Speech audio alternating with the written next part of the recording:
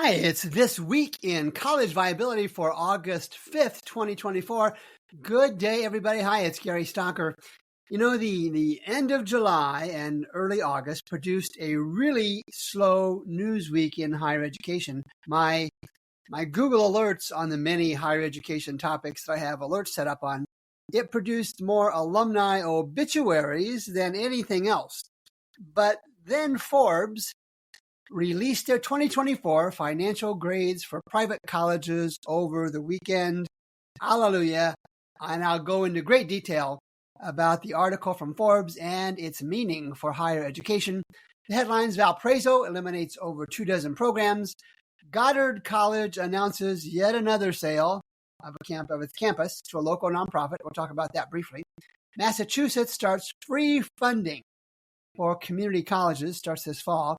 We'll talk about the unintended consequences that will almost certainly produce. And then, as I mentioned, we'll talk about the Forbes article in great detail. Stay tuned. We've got a lot of content coming your way and a lot of things to make you think about where higher education is headed in the coming months and years. Valparaiso in Indiana to eliminate over 24 academic programs, and this is from Higher Education Dive. It's also going to cut faculty positions, but did not specify how many. Now, it's the same story that we've talked about many times. The provost, Eric Johnson, cited the university's declining enrollment. In the fall of 2022, the nonprofit enrolled not quite 3,000 students, and 10 years ago, they had just a little over 4,000 students, so down a little over 25%. So as we always do, let's go to the data. And again, this data is from iPads. The application I use is the 2024 College Viability app that if you don't have a copy, you need to get one yesterday. So at Valparaiso, for the periods 2015 to 2022, the last year's reported in iPads, the tuition fees are down over $30 million. They have a really strong, at Valparaiso, they have a really strong four-year graduation rate above 60%. Almost all private colleges and public colleges don't even come close to touching that. Strong endowment at $300 million plus. Their unfunded institutional grants, call them discounts, was up $7 million. Now that's over 8 years, so up about $1 million per year, not quite $1 million per year. I've seen a lot worse, but it's something to keep an eye on. And they knew they had problems because their total expenses over the last 8 reported years were down some $14 million. Now, I'm going to ask the why wait question because I ask it regularly for colleges that all of a sudden think they need to cut back programs, lay off faculty and staff, and other cost-saving methods. But I sense from what I'm reading that Valparaiso tried to rein in costs. And the big picture issue here is this is a really high quality private college based on its graduation rates. But it's having the same financial challenges as the many, many lower quality private colleges, those that can't even graduate half their students in 4 years, that I talked about previously. So it's not a surprise to me that these colleges unable to graduate students are having financial issues, but Valparaiso is not one of them. They've got something good going, and yet they still face financial challenges. They look at eliminating over 24 academic programs. It concerns me they're not sharing what those are, but I think we'll see those come out in the coming weeks and months as well. Page 2, Goddard College. Oh, goodness gracious. Goddard College announces yet another sale of the campus to a local profit. And you'll recall that previously Goddard had a sale and it fell apart. Interestingly, this time Goddard did not state the sale price. It was to a local nonprofit. And you'll recall that when they did swing and miss previously, the offer was about $3.4 million, and that fell apart for reasons unknown. And as I commented back then, the $3.4 million seemed a reasonable offer. That they are not sharing the amount this time concerns me.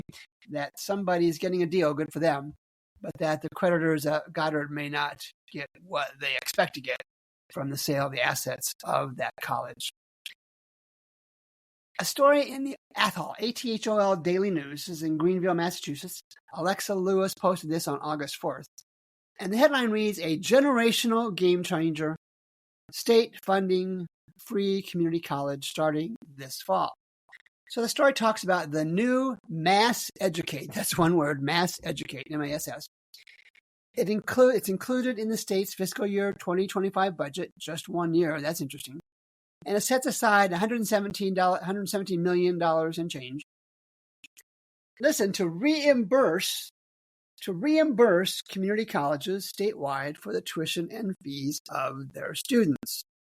Now, the reimbursed part is something I'm going to keep an eye on, because that means the costs that the colleges submit will be reimbursed. I didn't read or see any restriction on how colleges are going to price their tuition. We'll see how this one falls apart. And no doubt that having the tuition costs at community colleges has great value for many students, for many good students. And the article does tell a couple stories about some students who will benefit, and good for them. God bless them. It's not free. Well, it's free for students, for sure. There's no question about that. But it's not free for some high wealth taxpayers who are going to get a 4% surcharge on their state income taxes to pay for this program. All right. Politicians do that. That's what they're going to do. But it's not free for everybody. But the look that I want to take on this is what's going to go wrong.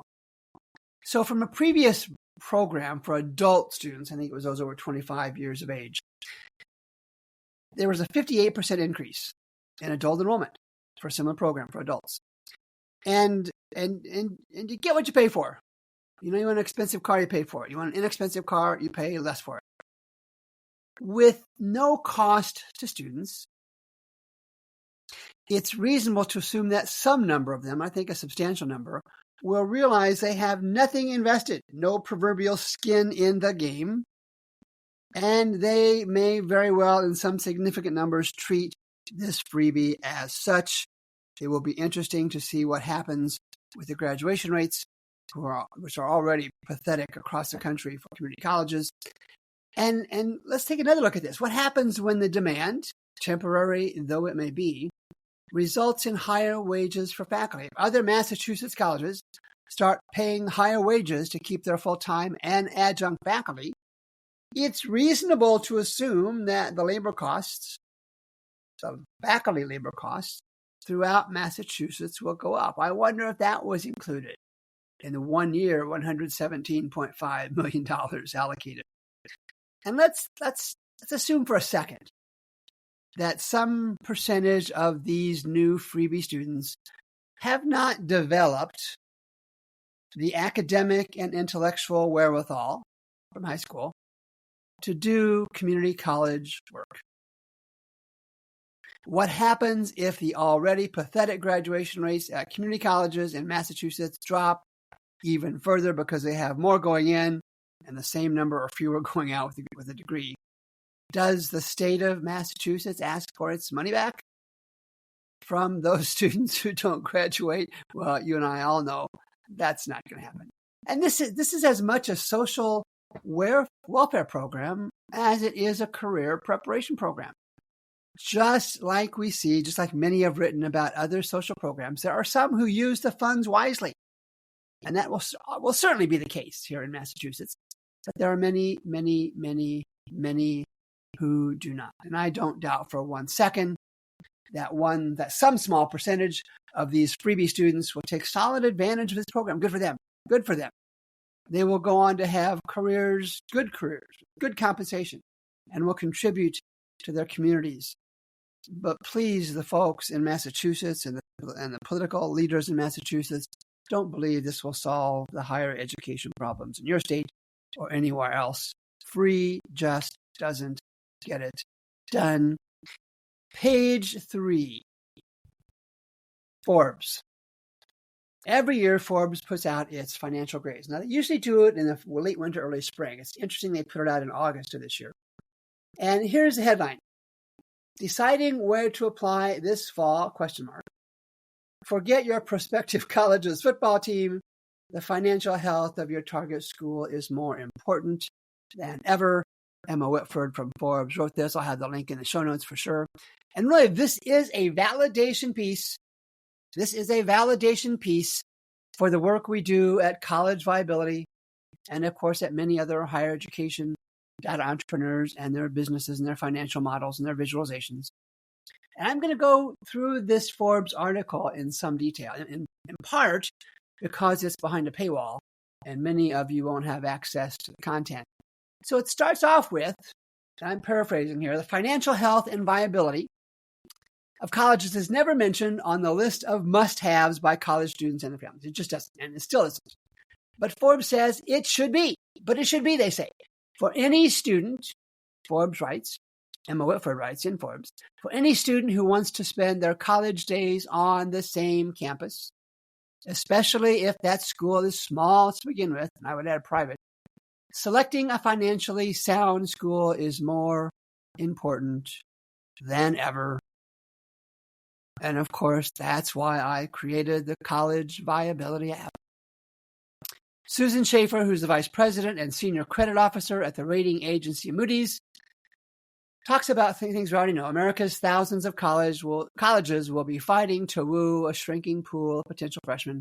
It'll be much harder to meet the enrollment targets in the coming years. We know that. We also know that the funding stimulus has dried up and inflation is raising the cost across the board for colleges. And Schaefer adds that many schools are operating in a deficit. We know all these things, but it sets up where I'm going to go with this. Now, before I go any farther, Matt Hendricks and Matt is from Perspective Data Science. Matt Hendricks and I are starting a new video series every Tuesday, starting August 6th, tomorrow, to more clearly show and analyze private college finances. The video that we'll do will include Matt's new visualization tool along with my college viability data. Matt's new visualization tool that shows close to real-time cash positions. Let me say that again. Matt's visualization tool, because of the technology he's applied, shows close to real-time cash positions. And I talked about this last week. This is something that nobody else that I'm aware of, nobody else does. So let's look at some of the data from the Forbes story, from Emma Whitford's story. Of the 876 private, not-for-profit colleges that Forbes analyzed, 511 have a primary reserve ratio of 1. Right, that means they don't have much cash. So of the 876, 58%, 511, couldn't cover their operating expenses in 2022, fiscal 2022, for even a year.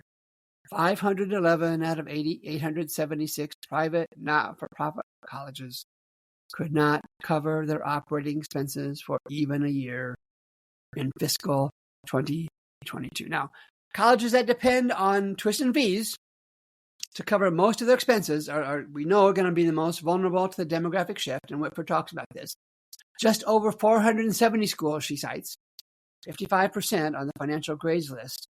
470 colleges rely on tuition and fees to make up 70% or more of their core revenues. So no tuition, no fees, big time struggles. Again, we know this already, but it's just setting up where this article is headed and what I want to talk about. Fred Prager, who's a higher education finance expert, and he's a senior managing director at Hilltop Securities, he's quoted as saying, and the financial cliff is associated, the enrollment cliff is associated with falling off the edge. And you're going to have, Mr. Prager says, you're going to have 8 years of hell. This is from Fred Prager, who's a higher education finance expert at Hilltop Securities.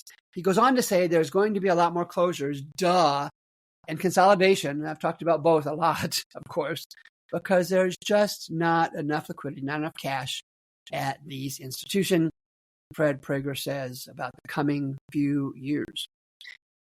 Now, Ms. Whitford cites two other sources that I'm going to talk about. A 2022 report from the National Student Clearinghouse, its research center, that looked at 467 college closures between 2004 and 2020, and it showed that more than 143,000, that's 143,000 students who were impacted by those closures. Of those 143,000 students, some 70,000 just bailed on college. Less than half, 47.1%, re-enrolled at another institution. This just reinforces what Forbes is saying, what I am saying, and what many others are saying in this day and age. It's not the college. It's not the college name. It's not the college sports. It's not the tuition and fees. It's the college's financial health That should be at the top of the selection criteria list because many more will close. Many have closed already. And then the second source that Ms. Whitford quotes is from the Government Accountability Office and found that students who transfer institutions, whether of their own volition or closure, lose an average of 43% of their credits, almost half, when they switch colleges. Now, all right, and she quoted the source. I'm okay with that. My gut tells me that 43% is a little high because I think the market is in the period, maybe in the process of adjusting after this GSA, Government Accountability Office report. I think that's high, but still a large percentage of credits have to be taken over when students transfer, either from closed colleges or for other reasons as well. And the article suggests even more applications. They step up to this. More applications are headed to the top 50 colleges. As the market, as students, as families become concerned about the financial health, increasingly concerned about the financial health of colleges, more of the academically and intellectually capable will apply to the top 30, top 50 colleges, the Ivies, the Ohio States, Illinois, Michigans, USCs, Texas. Maybe. I believe we'll see a massive move to public colleges, both the land-grant colleges and the regional publics, because the market, and it's probably true, because these publics are financially more secure, in large part because of their tax subsidies. And I do note in the College Viability app, the public college version, most of them show their operating revenues from tuition and fees has gone down, but they're still subsidized by tax revenues from a variety of sources. So the students who are moving on to campus in this fall, will be part of the, in theory, graduating class of 2028. And again, we know from previous podcasts and all sorts of postings I've done that more than half of public and private colleges in the United States don't even graduate half their students in 4 years. That's the tragedy that nobody but me is talking about. And anyone, Forbes says in their article, anyone who wants to spend their 4 years on the same campus with the same friends, same professors, same programs, would be wise to pick a college with strong operating revenues and balance sheets. Use the College Viability app. It doesn't use those terms, doesn't use those revenue pieces, but it still shows the story of which colleges are financially healthy, which ones are not, and those at greatest risk of closure. One other topic in the story.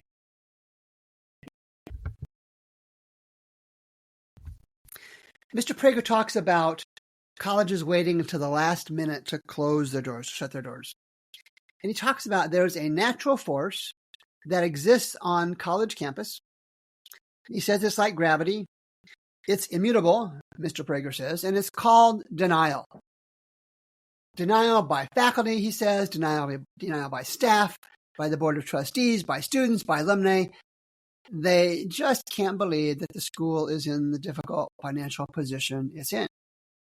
He concludes, the only thing he has seen, this Mr. Prager, that shakes people out of this is the liquidity crisis. And by that time, you can't make payroll. It's too late. And now here's the final fact. Only private colleges with at least 500 full-time students were included in the Forbes financial grades. And in fairness to Forbes, including them have really negatively skewed the already bad data. So what I did, I went out to the 2024 Private College Viability app, and I found 144, that's 144 more privates with enrollment between 200 and 500. And there were many more with less than that. I didn't include those. 144.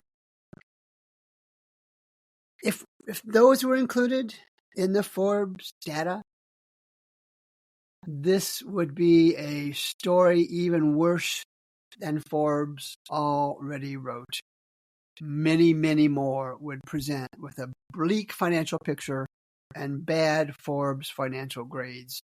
Credit to them for not going that low, because already the story shows what bad financial shape the higher education scenario is in. And let's wrap this podcast episode up with this final quote from the Forbes article. about 55% of the schools, or more than 480, earned a C or worse. 20, as that compares to only 20% in the fiscal 2021. So almost 3 times more C or worse in 2022. And this was a time when there were pandemic funds still available. The article goes on, 182, that's 182, schools earned a D, the lowest possible grades. They don't give Fs. That's up from 20 in fiscal 2021. That's a